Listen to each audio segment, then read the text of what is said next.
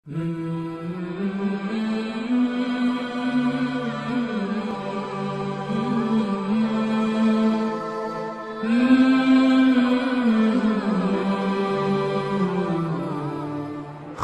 حق پسی متصل رب العالمین وی وبالوالدین احسان. مور او پلار سره به ښه سلوک کوئ، مور او پلار سره به د نرمۍ معامله کوئ. انشکر لی ولی والدیک، مور او پلار سره به ډیره د نرمۍ معامله کوئ.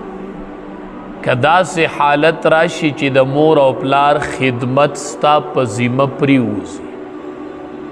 ته د پلار خدمت کوي یا د مور خدمت کوي، دی کې زمانې تیرې شولې، تا دا خدمت ستړی کی خو رب العالمین وی اف کلمه بم د جبې نه نه وباسي. هر څومره ستړی شي په خدمت کې، د مور او پلار په خدمت کولو ستړی شوي خو اف کلمه بم د خولې نه نه وباسي. دغه ټیم کې بم کوشش کوي چې د اف کلمه دی د خولې نه ونوځي. دا ډیر د امتحان ټیمی چې کله د والدینو خدمت په بچی راشي، د والدینو نفقه په بچی راشي او خدمت په بچو راشي، ال بیا سړی ته پته ولګي. او دا اجر چې میلاویږي او الله چې حق ذکر کوي نو هغه عند الکبر دی، په حالت د بوډاوالي کې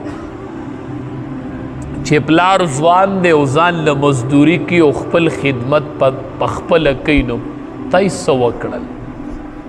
دا خو به هله چې دی حالت د بوډاوالي ته ورسیږي او د ده نفقه هم پتا شي او د ده خدمت هم پتا شي. شپه ورځ لګیی ته د خدمت، د ده چای روټۍ، د ده بول و براس، هغه ستا په ذمه پرېوځي، هله به تا ته احساس وشي.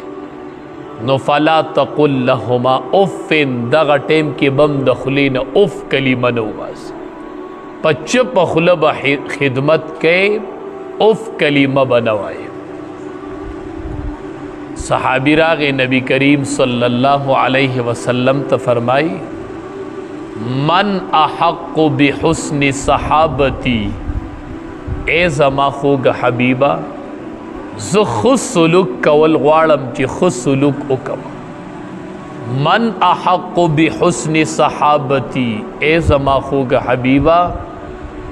زما د دې ښه سلوک حقدار د ټولو نه اول څوک دی؟ ښه سلوک کومه، ښه کول میړه غواړي، صدقه کول میړه غواړي، احسان کول میړه غواړي. نو من احق بحسن صحابتی، یاره څوک به ډېر حقداري؟ احسان کول غواړم، صدقه کول غواړم، خدمت کول غواړم، د چا سره ښېګړه کول غواړم، څوک به حقداري؟ د دواړو جهادو سردار ورته وفرمیل امک، مور دې ډېره حقداره، د صدقه هم په مور وکه، دا ښه سلوک هم د مور سره وکه او دا خدمت هم د مور وکه. صحابي ورته بیا وی ثم من، په مور پسې به بیا څوکي؟ مور پسې راته دویم وښیه. ثم من، نبی علیہ السلام ورته فرمایي امک، مور. صحابي ورته بیا وی ثم من، بیا نبی علیہ السلام ورته بیا فرمایي امک، مور. صحابي ورته بیا وی ثم من، نبی علیہ السلام ورته فرمایي ابوکا، بیا پلار دی. اول مور دا، بیا پلار. درې ځله نبی علیہ السلام وی امکا امکا امکا، وفی روایت اخرى امکا امکا امکا ثم اباک. مور هغه وی بیا، مور هغه وی بیا، نبی علیہ السلام بیا وی مور. سلورم ځل ورته وی پلار. دا ځکه درې ځله نبی علیہ السلام مور یادوي چې مور یو داسې درې تکلیفه برداشت کړي دي چې هغه پلار لیدلي نه دي. ځکه درې ځله نبی علیہ السلام وی مور مور مور. یو د حمل تکلیف ته چې دا بچې د مور په ګېډه ګرځولی دی، دنیا میاشتې تا د مور په ګېډه کې پرورش شوی دی، او دی مور دا تکلیف برداشت کړی دی او ستا د وجود بوج برداشت کو او ته به یې ګرځولې ستی په ګېډه وي دومره موده ته مور په ګېډه ګرځولې ته د مور په دې ګېډه کې ستا څه ژوند څه موده تېره شوې ده دویم تکلیف چې دی هغه د ولادت دی چې ستا د پیدایش تکلیف او دریم تکلیف چې دی هغه د رضاعت دی چې تا له دې مور پی درکړي دا درې تکلیف پلار لیدیم نه دي ځکه نبی علیه السلام وایي مور مور مور بیا وایي ثم ابوکا بیا څلورم ځل نبی علیه السلام فرمایي پلار پلار نبی کریم صلی اللہ علیہ وسلم او فرمائل وی اے صحابو الا انبئکم باکبر الکبائر د غټو گناهونو نه درته غټ گناهونه وخیما د ټولو نه غټ گناهونه درته وخیم الا انبئکم باکبر الکبائر چې هغه په غټو گناهونو کې غټي غټ درته وخیما د غټو گناهونو نه غټ گناهونه درته وخیما صحابه ورته وی او وی الاشراک بالله وی د الله سره شریک جوړول یو دا نبی علیہ السلام درې ځله دا خبر وکړه الا انبئکم باکبر الکبائر د ټولو نه غټ غټ گناهونه درته ونه خیما درې ځله وی بیا وی اول الاشراک بالله د مور الاشراک بالله د الله سره شریک جوړول د دې نه بل غټه ګناه نشته دی شرک په دې د تمام امت مسلمه اتفاق دی چې د مشرک بخل نشته چې یو سړی د الله سره شریک جوړي دا د تمام امت مسلمه اتفاق دی په دې چې د بخانه نشته الاشراک بالله یو د الله سره شریک جوړول دا غټ ګناه دی د غټو نه غټ ګناه او دویم نبی کریم صلی الله علیه وسلم دویم نبی علیہ الصلوۃ والسلام پس ذکر کو وی وعقوق الوالدین د مور او پلار نافرمانی کو شرک پسې بیا غټ غټ ګناهونه شمارل وی وعقوق الوالدین دویم غټ گناہ چې دی هغه د مور او پلار نافرمانی کول دی مور او پلار خفه کول دی او هغې ته سپک کتل شرک پسې بیا دا گناہ ذکر وعقوق الوالدین د مور او پلار نافرمانی کول دی او دریم نبی علیہ السلام ورته فرمایل الا وقول الزور وشهادة الزور خبردار خبردار اغا دروغ دیو اغا د دروغ گواہی کول دا غټ گناہ اول شرک دویم د مور او پلار نافرمانی او دریم د دروغ گواہی کول وشهادة الزور د دروغ گواہی کول دا اکبر الکبائر دی دا د غټو نه غټ گناہ دی او نن دا په معاشره کې د ټولو نه آسان عدالت کې به کیس داخل کې وکیل به ورته وایي ګواهان راوله ښه آینده تاریخ کې به راولم کور ته به راشي خپل نسبیان به کېري ما دپاره به ګواهي کوي او وایي ما خو دا لیدلې نه ده دا معامله خبر خو نه یم ده لیدلي دی پکې حاضري وایي نه زما نسبي زما سره به ودرېږي زه سبا ستا سره نه ودرېږم دا د خدای ظالم دا گناهګار دا ظالم لاړ شي نه لیدلی او نه ترې خبرې او په عدالت کې ودرېږي او د ده دپاره د دروغو ګواهي ورکړي د نسب دپاره خپل آخرت تباه و برباد صحابي وایي چې نبی علیه السلام دا ټکې ووی که نه چې د دروغو ګواهي وی لګیا شو چې خبردار د دروغو ګواهي خبردار د دروغو ګواهي خبردار د دروغو په مخه لګیو په مخه یې وی دومره پورې لګیو چې مونږ وی کاش چې نبی علیه السلام اوس غلی شولې کاش چې نورې دا خبره نه کولې دومره بار بار لګیو چې الا وشهادة الزور خبردار هغه د دروغو ګواهي کوله دا په غټو ګناهونو کې غټ ګناه دی، غټ سیز به یې لیدی نه او خبر به نه او په عدالت کې به په دروغو 15 ګواهان سار پیش دی. ګواه ته سړی حیراني، ته راځي او په مصله ودرېږي، هلته په عدالت کې د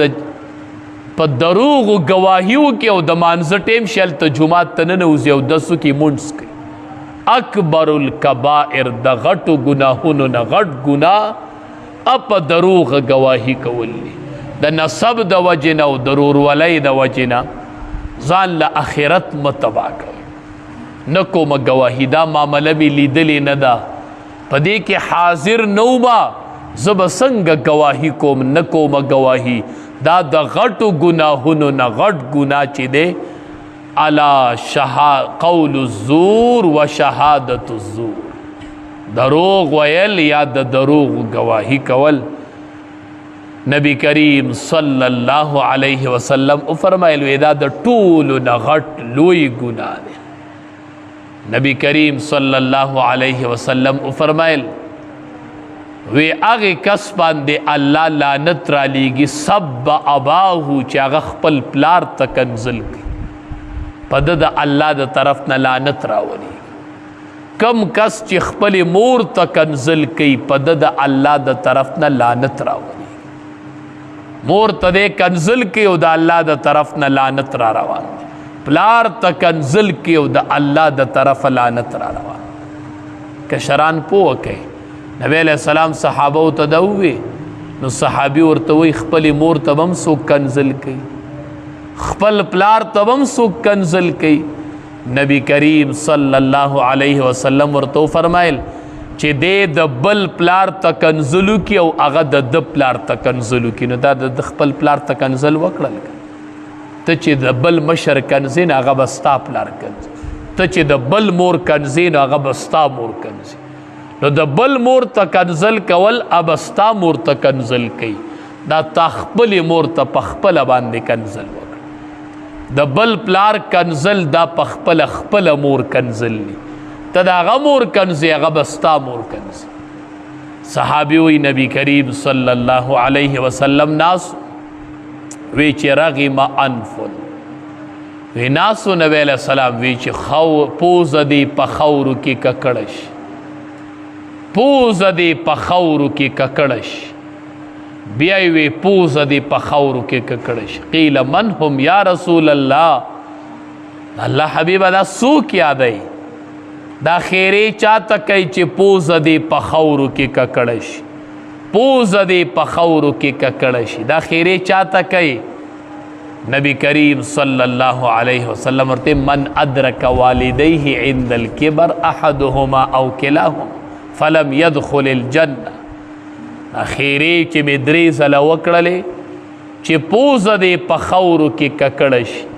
دا مې هغې کس ته وکړلې چې هغه مور او پلار په حالت د بوډاوالي کې یو عمومي او یا دواړه عمومي. دا ډېر لوی سعادت ګڼه چې په حالت د بوډاوالي کې پلار عمومي او په حالت د بوډاوالي کې مور عمومي. دې دا دواړه عمومي یا یو عمومي او دې دومره خدمت اونکي چې دې په جنت ته لاړ شي. ما وی پوزه دې په خاورو کې ککړه شي. شکر وباسه چې الله ستا نه د پلار خدمت علي، الله ستا نه د مور خدمت علي. نو وی چې دې د مور او پلار دومره خدمت اونکي چې دې په جنت ته لاړ شي. نبی علیہ السلام وی پوزه دې په خاورو کې ککړه شي، پوزه دې په خاورو کې ککړه شي چې دې د والدینو دومره خدمت اونکي. نبی کریم صلی الله علیه وسلم ورته خیره کړي.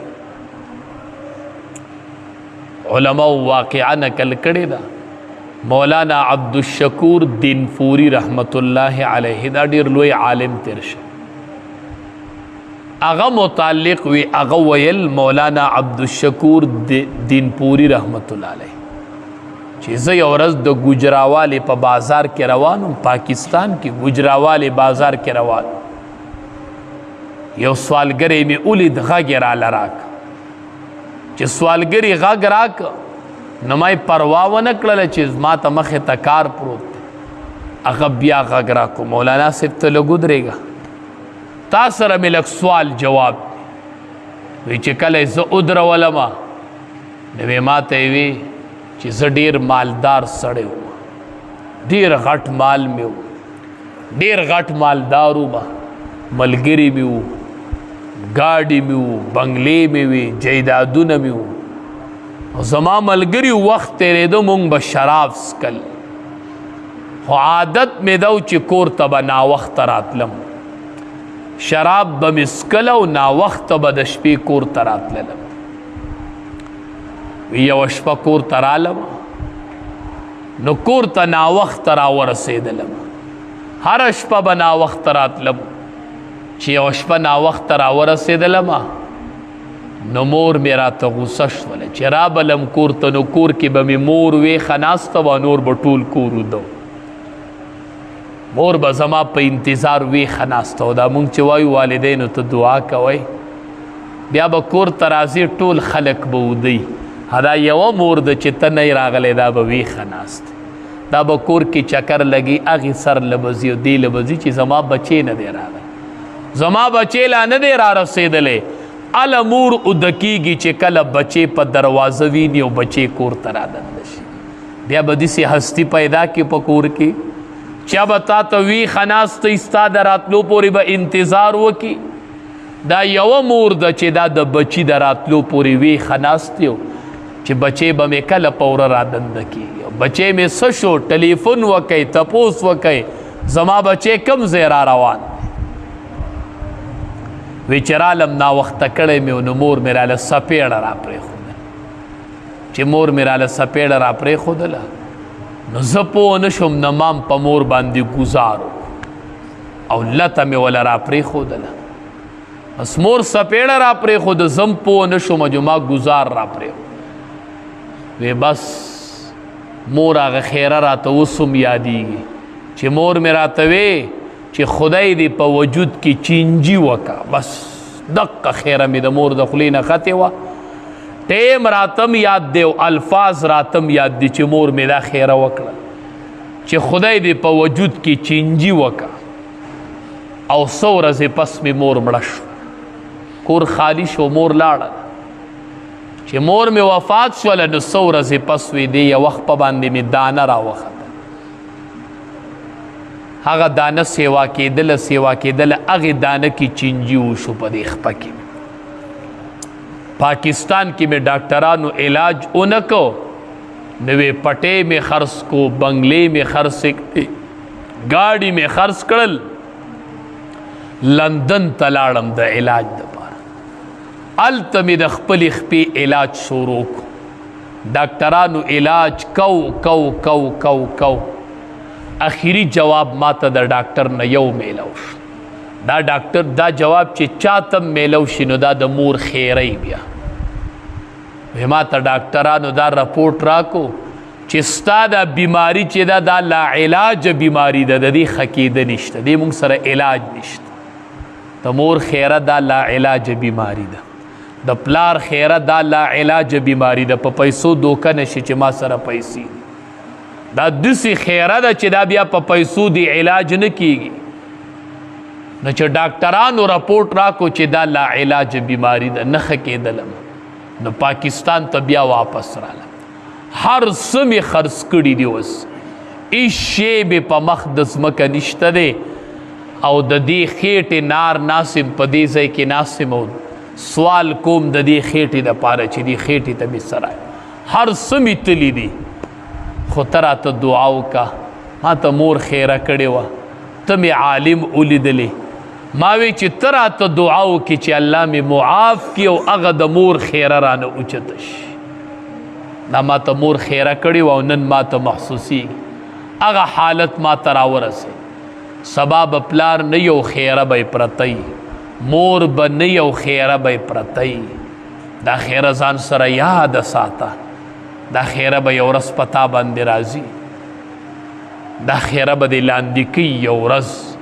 دا خیره به یو ورځ ګزار درکوي کوشش کو د مور او پلار رضا